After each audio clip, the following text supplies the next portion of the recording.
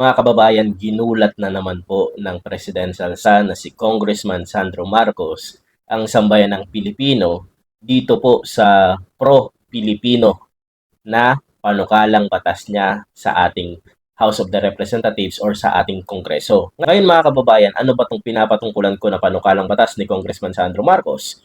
Ito po yung pagtatanggal sa travel tax.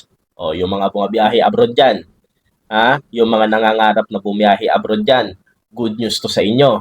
Or kung may kilala kayo na biyahe ng biyahe dyan, good news sa kanila to.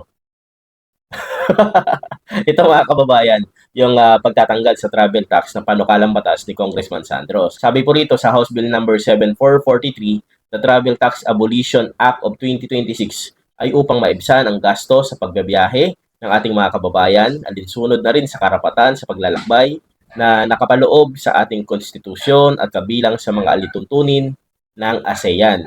Then sabi pa rito sa pagtatanggal ng travel tax na ngayon nagkakalaga ng mula 1,620 hanggang 2,700 kada tao. Laki po niyan mga kababayan.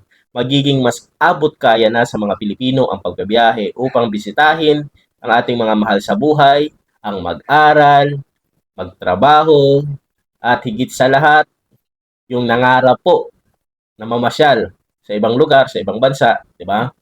Napakalaking bagay na po yan. Pang-accommodation yan na po sa hotel yan, mga kababayan.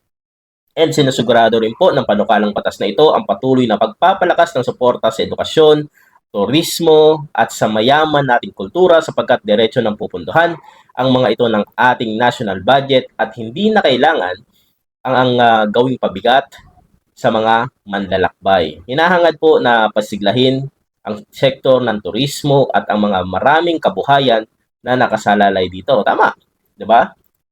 Napakarami pong mga kababayan po natin dito sa Pilipinas na ang kanilang kabuhayan ay nakadepende sa tourism, domestic or foreign tourism man yan, yung malaking bagay po yun para sa kanila. Then inaasahan din po natin, sabi ni Kong Sandro, na mas marami pa mga Pilipino ang makakita at makakaranas ng ganda ng ating bayan at ng mundo. Okay. House Bill number 7443 or the Travel Tax Abolition Act of 2026. Ang ganda, no? Kahapon, yung panukalang batas niya, no work, no pay.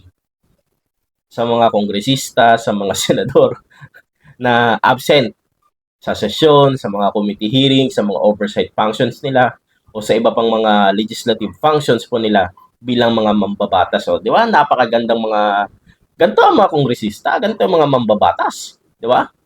O, tanungin nyo yung mga congressman nyo sa lugar ninyo kung ilang panukalang batas na ang nagawa niyan or naisulong niyan. And kung ano sa mga panukalang batas na yan ang siguradong makakatulong sa ordinaryong Pilipino. So, ayan. Salute po, Congressman Sandro Marcos. Ang ganda po niyan. No? Wala pang kasunod na tatak yung ano natin, no? Yung passport. Last travel natin, 2019 pa. Pwede na to.